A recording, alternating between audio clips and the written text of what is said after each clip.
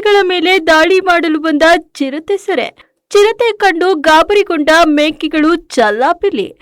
ರೈತನ ಸಮಯ ಪ್ರಜ್ಞೆಯಿಂದ ಚಿರತೆ ಪತ್ತೆ. ಅರಣ್ಯ ಇಲಾಖೆ ಸಿಬ್ಬಂದಿಯ ಮಿಂಚಿನ ಕಾರ್ಯಾಚರಣೆ, ಚಿರತೆ ಸೆರೆ. ಕೊರಟಗೆರೆ ತಾಲೂಕಿನ ಜಿ ನಾಗಿನಹಳ್ಳಿ ಸಮೀಪದ ತಿಮ್ಮನಹಳ್ಳಿ ಬೆಟ್ಟದ ತಪ್ಪಲಿನಲ್ಲಿ ಚಿರತೆ ಪ್ರತ್ಯಕ್ಷವಾಗಿ ಆತಂಕ ಸೃಷ್ಟಿಸಿದ ಘಟನೆ ನಡೆದಿದೆ. ದೇವರಾಜು ಎಂಬ ರೈತರ ಜಮೀನಿನಲ್ಲಿ ಮೇಕೆಗಳ ಮೇಲೆ ದಾಳಿ ಮಾಡಲು ಬಂದಿದ್ದ ಚಿರತೆಯನ್ನ ಕಂಡು ಗಾಬರಿಗೊಂಡ ಮೇಕೆಗಳು ಚಲ್ಲಾಪಿಲ್ಲಿಯಾಗಿ ಓಡಿವೆ. ಮೇಕೆಗಳು ಏಕಾಏಕಿ ಓಡುತ್ತಿರುವುದನ್ನು ಗಮನಿಸಿದ ರೈತ ದೇವರಾಜು ಪರಿಶೀಲಿಸಿದಾಗ ಜಮೀನಿನಲ್ಲಿ ಚಿರತೆ ಪ್ರತ್ಯಕ್ಷವಾಗಿರುವುದು ಕಂಡು ಬಂದಿದೆ. ತಕ್ಷಣ ಸ್ಥಳೀಯರು ಅರಣ್ಯ ಇಲಾಖೆಗೆ ಮಾಹಿತಿ ನೀಡಿದ್ದಾರೆ.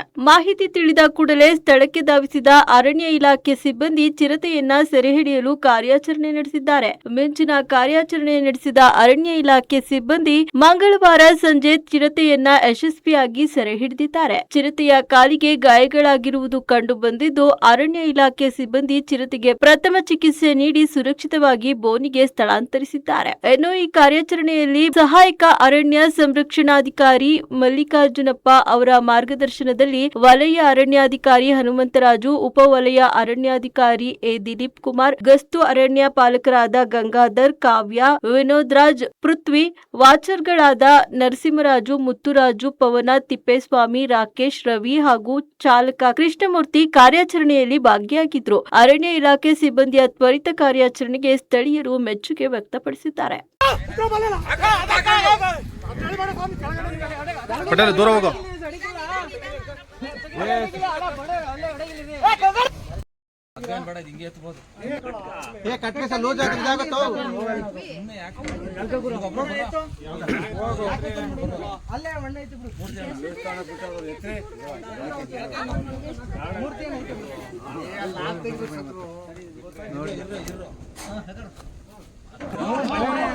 ಅಲ್ಲ ನೀಟಾಗಿ ಹಾಕ್ಬೇಕು ಅಂತ ಹೇಳ್ತಾ ಇದ್ದೆ.